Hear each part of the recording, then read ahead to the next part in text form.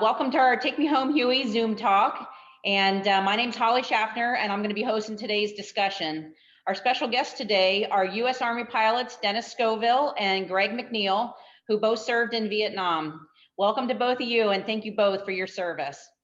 For those of you that are joining us via Zoom, please leave your audio muted and your video off. In the chat for Zoom and in the comments for Facebook, you can send us questions that you might have for our special guests, and we'll be able to answer those later on in the talk. So thank you very much for joining today.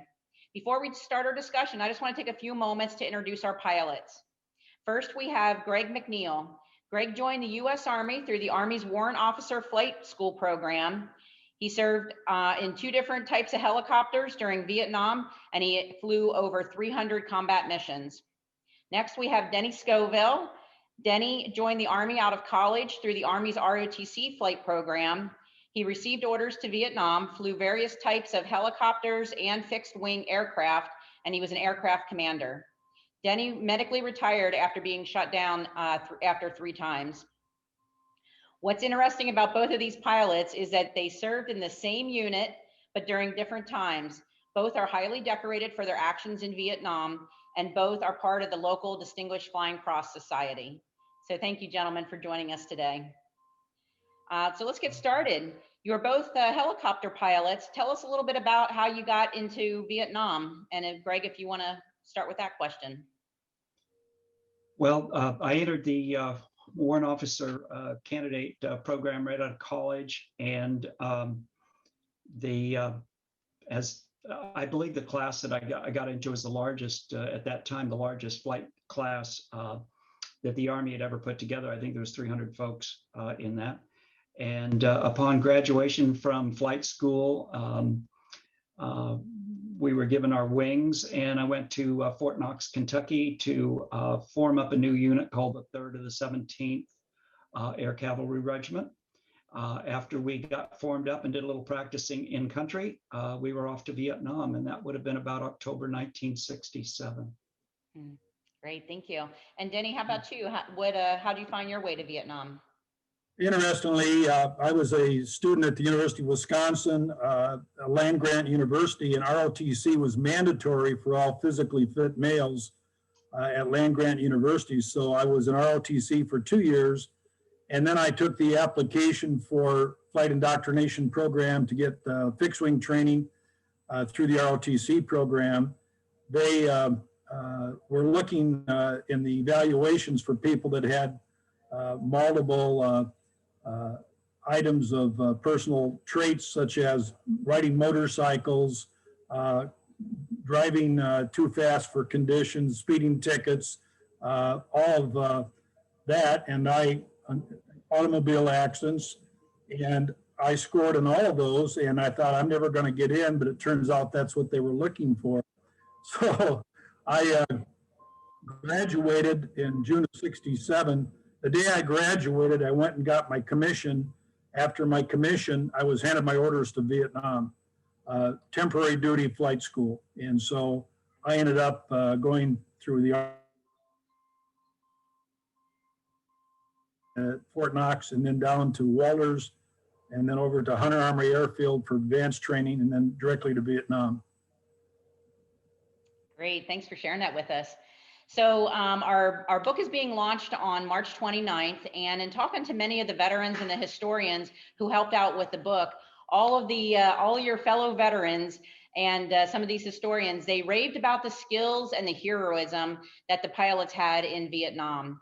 Can you give us an idea of some of the challenges that you faced when you were in Vietnam? And Denny, we'll start with you. I think the first challenge was just the immense change in conditions as you got off the aircraft, the heat wave that hit, and the air and the smell. And then when you finally got to your unit, you had to transition from what had been flight school training into combat training. And believe me, you learn very quickly that if you flew traffic patterns like you learn in flight school, that you were not going to survive very long. The other thing that hit me immediately was being a new person, which we referred to as newbies. everyone was fairly distant for a while. And that was because, as I learned later, that quite often a lot of the newbies were wounded or killed in action fairly early in their tour.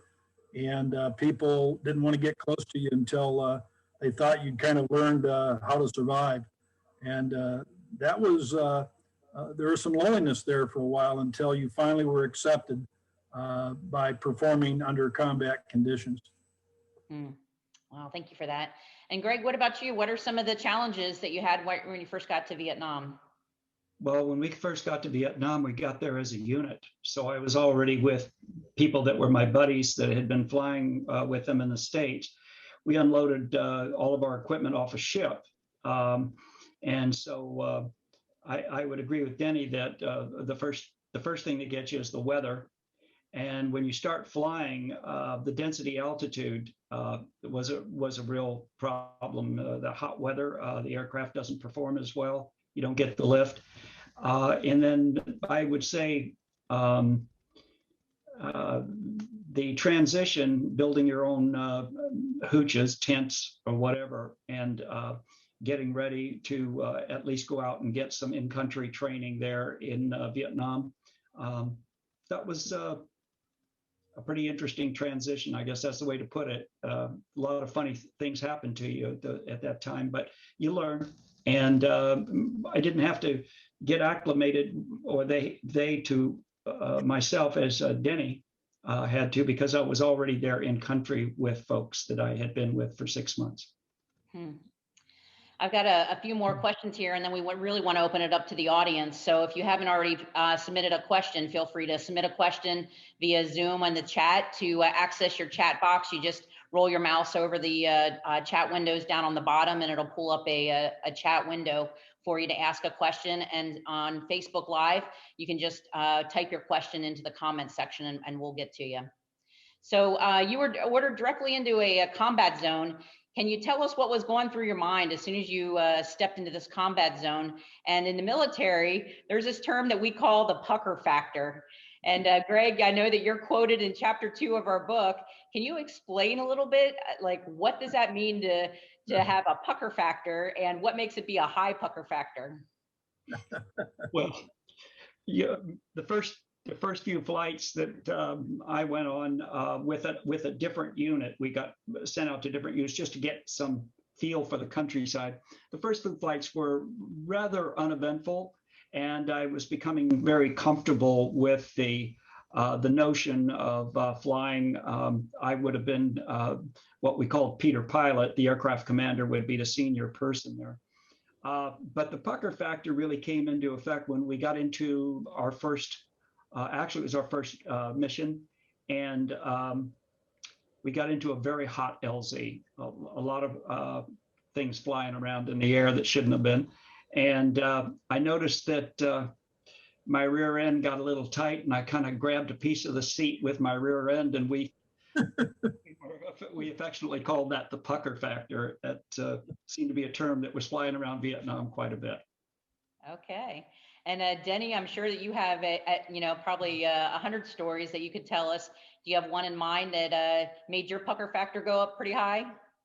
Well, I do. The unknown to me, I mentioned the newbies. There were side bets among the more senior pilots as to how long the newbie would go before he lost his cherry, meaning taking a hit in combat. And I was 15 hours of flight time in country, flying as a Peter Pilot with a very senior warrant officer when we did an extraction into an LZ near Mukwa down in the Mekong Delta. And we were under heavy fire.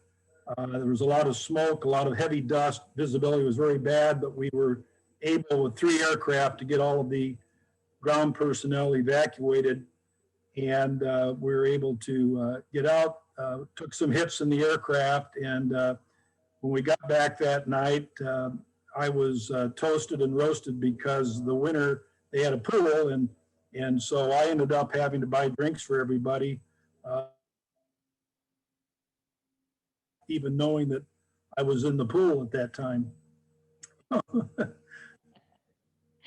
Uh, I've got one more question here, and it looks like some of the audience questions are starting to roll in here. What type of helicopters did you fly in Vietnam, and is there a particular aircraft that you favored and why? And Denny, we'll start with you on that. Well, both Greg and I were with a very famous unit in Vietnam down in the Mekong called the Blackhawks. And that was the 7th of the 1st Air Cavalry, which was sent down there strictly for combat missions. And we were a contiguous unit. We had the gunships, which were the H-1 Cobras, H-1G Cobras. We had the UH-1H Huey, which, by the way, is the same model as the Take Me Home Huey model. And that was shot down on a medevac mission in '69. And that's when I was there as well in '69. And then our third aircraft was the OH-6 Alpha, the Hughes 500 civilian version that you saw in the old Magnum PI series. And that was used forward reconnaissance and immediate medevac after insertions. I had a great admiration for the power of the UH-1H Hueys. The Cobra gunships had tremendous firepower. I was an IP, so I had some time in all of these aircraft, including transitioning people into combat. But probably the Hughes 500 was my favorite because I saw it take heavy impacts, crash into dikes, and people walked away. It was just very, very a maneuverable aircraft. It was kind of, if you, the sports car of the fleet, and that probably took more hits and saved more lives because of its amazing capabilities.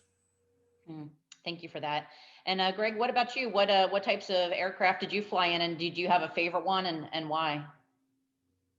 I flew all three of the, I had time in all three of them. The Huey is the first aircraft that I flew in Vietnam for about 6 months, exactly like the one that you have behind you in the picture, without the psychedelic painting. And then I went transitioned into the OH-6 as Denny did and became a scout. Probably that's the most fun I had flying was that aircraft. I even flew it back in the States with the Army's demonstration team. And then I had sometime about 15 hours in the Cobra. That was also fun, but I would have to say that the aircraft that I enjoyed flying the most was the OH-6 Loach. Great. Well, we're going to go to some of the audience questions here. And the first one, I think we kind of touched on it, but I'll let you guys comment again. What corps did you fly in? What unit?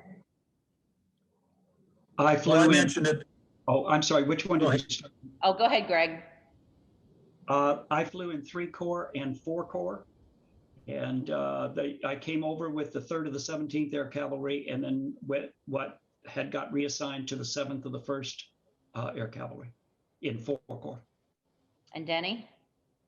Our operations were entirely in 4 Corps and unknown to the public, occasionally into Cambodia to extract people that were down there.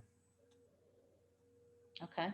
The next question is from Stephen, and he says, what were the enemy weapons most effective against your helicopters? So Denny, what were the enemy weapons that were most effective?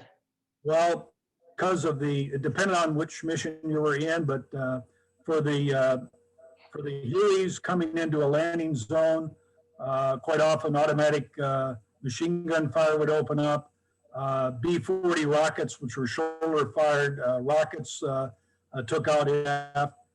And for the scouts, probably the most effective, we were flying low and slow doing forward recon, would be just shoulder fired AK-47s and some actually 50 caliber machine guns that they captured in Korea.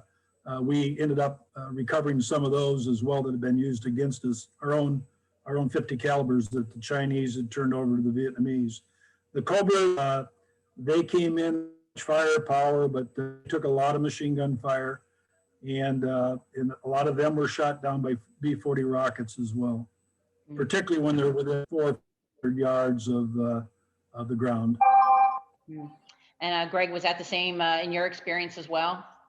I think it's pretty close. I particularly had a nasty time with the 50 calibers, particularly on scout missions when you were coming in high, then going down low. Sometimes you'd catch some heat there.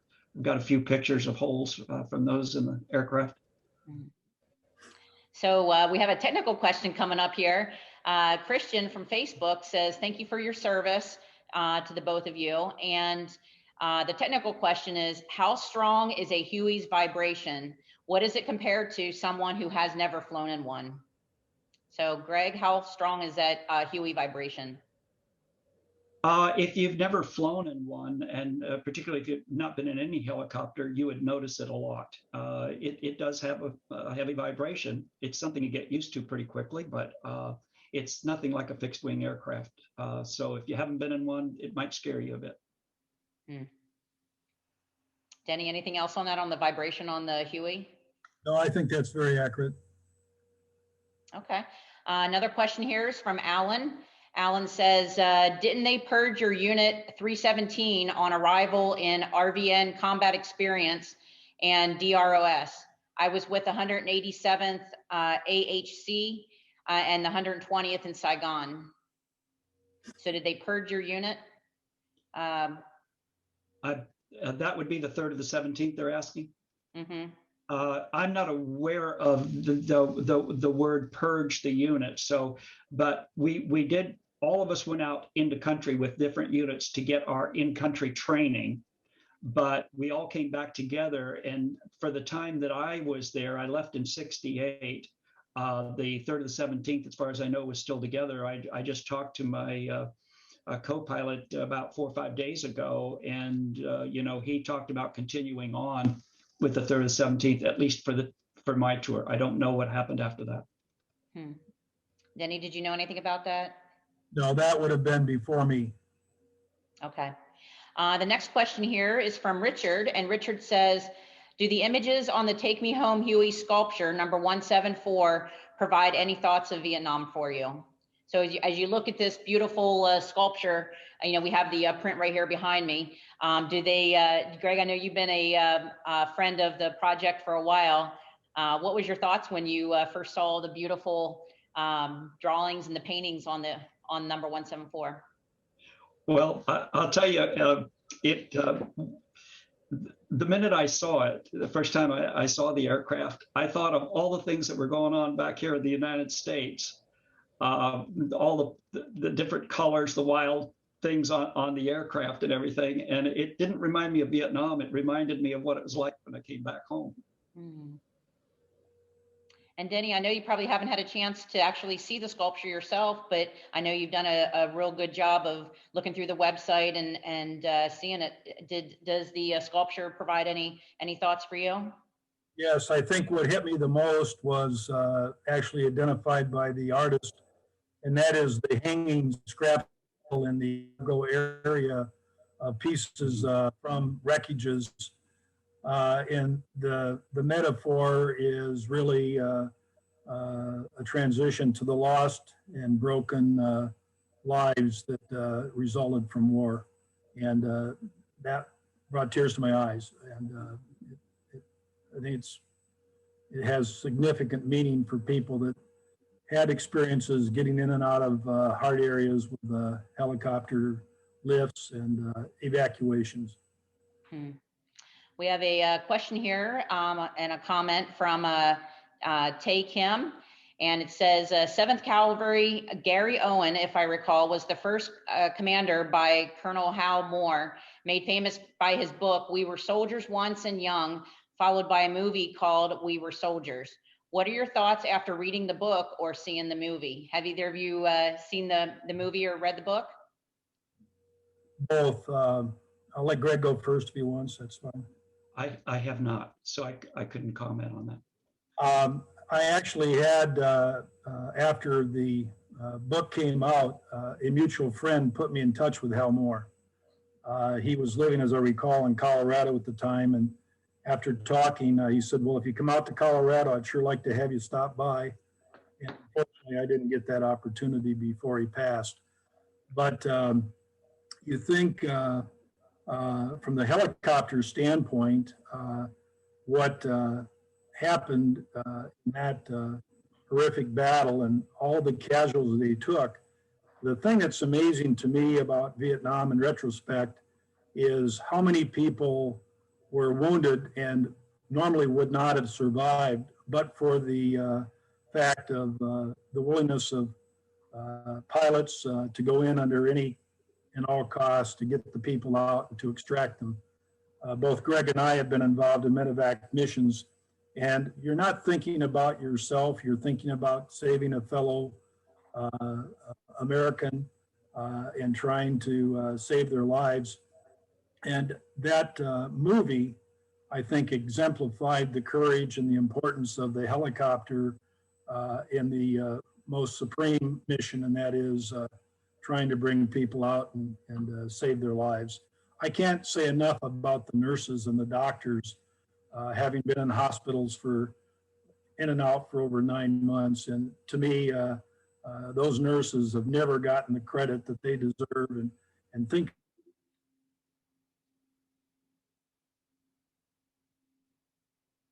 so I just like to shout out for them. That's great, Denny.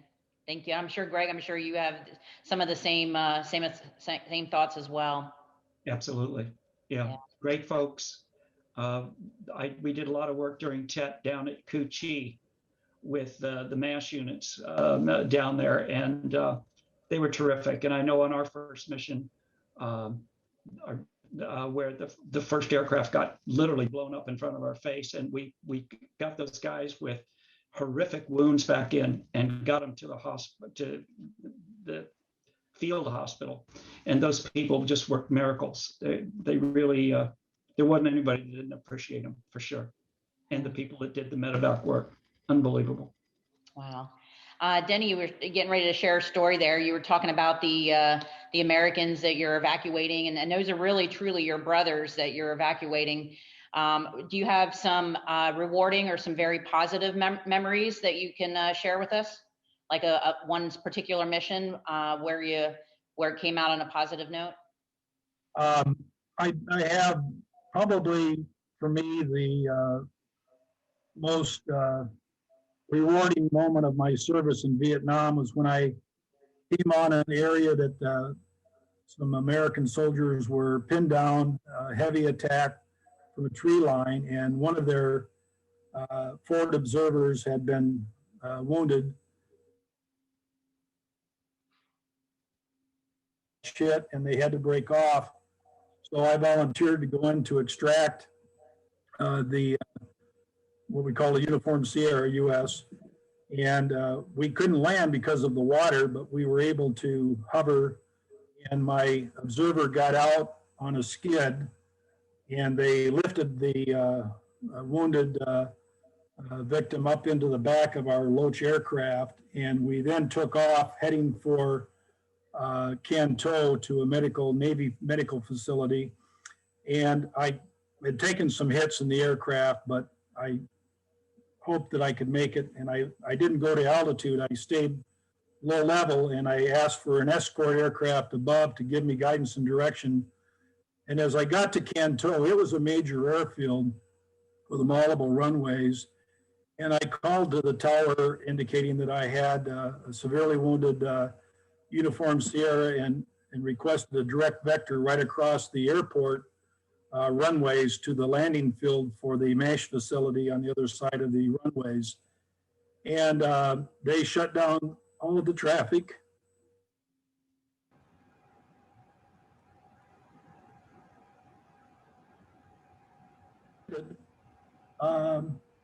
They were pulling out the wounded soldier, and we'd called in his blood type from his dog tag, and they were transfusing him right by the aircraft, and took him away, and he lived.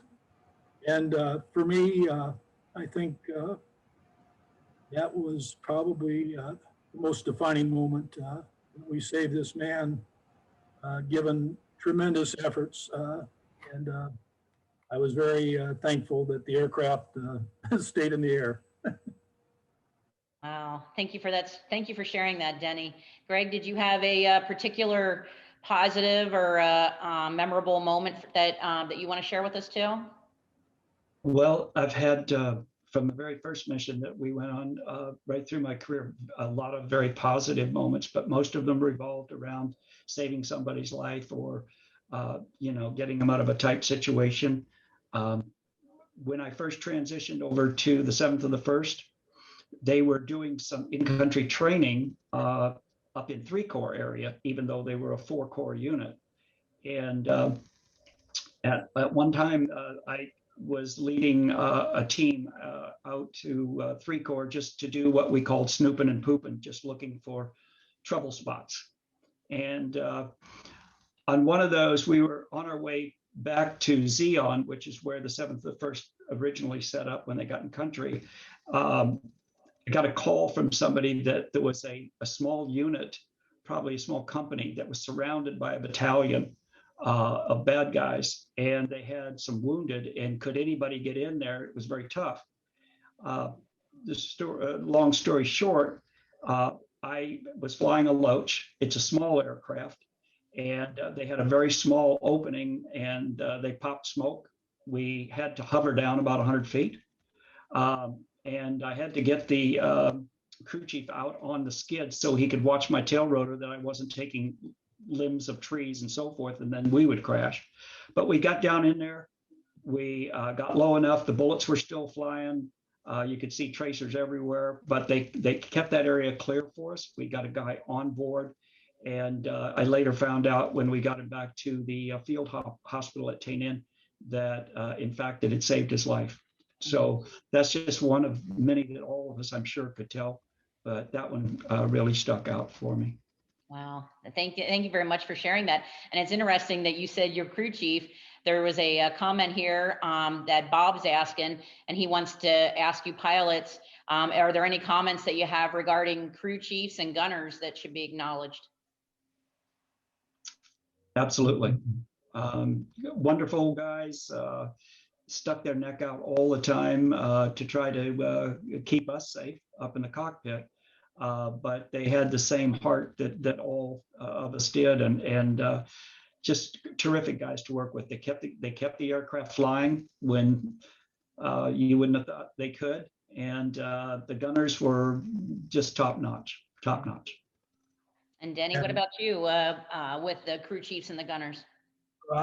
I would echo that, but also point out that the hours they put in, because sometimes when we came back with the aircraft, I mean, the crew chiefs knew they were going to go out in that aircraft possibly the next day, and it had to be airworthy.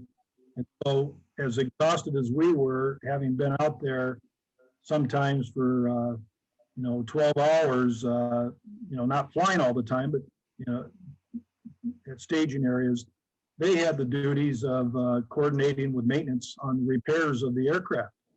And so sometimes they never even got to bed. They'd sleep on the aircraft, catch an hour or two before we'd go out. They'd sleep all the way until we got to a point where they couldn't continue to sleep. On the Loaches, we had door gunner observers. We didn't have actually a crew chief on the aircraft in combat.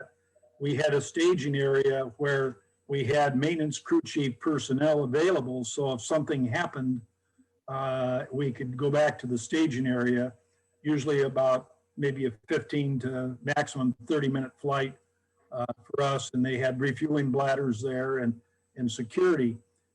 With the air cav unit, in addition to our gunship platoon, our Huey platoon, and our Loach scout platoon, we also had a platoon of Blues, which was an infantry unit, part of our troop. And they were there to secure the areas of operation that we might have refueling. And if we had a downed aircraft, they could be quickly deployed to get out and try to secure the aircraft and help evacuate people. And I wouldn't be here today if it hadn't been for the blues of protecting us when we went down. When one of our guys went down, that became the mission, and that was understood. So people took risks because they knew if they went down, that would happen. You mentioned earlier in introducing me, I have 3 Purple Hearts, but I went down more than 3 times. Wow. Well, there's more comments and more questions rolling into our chat box and in through our Facebook Live, and we could continue this conversation for 2 more hours if we wanted to. I personally have about 100 other questions I wanted to ask today, but I think we're going to wrap it up here in just a second. But I did want to give you each a chance to talk about maybe some organizations that you're giving back to. I know that when you left the military, you both had very successful careers in the civilian community. And so what are some projects or some organizations that you're giving back to your fellow veterans? And Denny, you can go first on that. Well, for me, I served on the Veterans Museum at Balboa Park for a little over 10 years. And it's a wonderful personal level museum in San Diego. I am currently the chairman of the board for the Miramar National Cemetery Support Foundation. And we have a wonderful board of dedicated people servicing the military cemetery here in San Diego. We have Memorial Day and Veterans Day programs typically now, of course, by internet Zoom service because of COVID. And then I'm on the board of Alzheimer's San Diego, one of the token lawyers on that board. So that's about it right now. Thank you very much. And thank you for all that you're doing for our community. Greg, what about you? What are some projects or an organization that you're attached to? Well, currently, and I have in the past worked with the Distinguished Flying Cross Society, and also currently with Sharp Grossmont Hospital on one of their boards there. In the past, since I served out my term and they wouldn't let me stay on, with the San Diego County YMCA and doing work with young folks in there and on their board of directors as well. So wow. That's a current list. Thank you so much, and thank you for giving back to your community as well. I think it's really important to give back to your community in whatever way that you can. So thank you to both of you for doing that. I know you can't read all the comments in the chat box, but there's people that are saying God bless you. They're saying true heroes. Very interesting program. So thank you very much for spending some time with us today and sharing your personal stories. I want to remind everybody that the Take Me Home Huey sculpture itself is over at the Air Museum in Palm Springs, and the Air Museum is open right now. So if you're in the Palm Springs area, you can always swing in there and see the actual sculpture on display there. We'll be doing some more Zoom talks about twice a month. So if you have any topics that you'd like to hear about, feel free to send us an email at info@takemehomehuey.com, or you can drop us an instant message on Facebook, and we'd be happy to look into some future topics. Our website is up and running. We just did a really big update to the website, and it's fresh, it's new, it's updated. So feel free to click on our website today, and that's www.takemehomehuey.org. And take a look there, and we'll hopefully see you next time. So thank you for tuning in, and we hope that everybody has a great weekend. Thank you very much. Thank you, Denny. Thank you, Greg, and thank you to our audience for tuning in today. Glad to help you.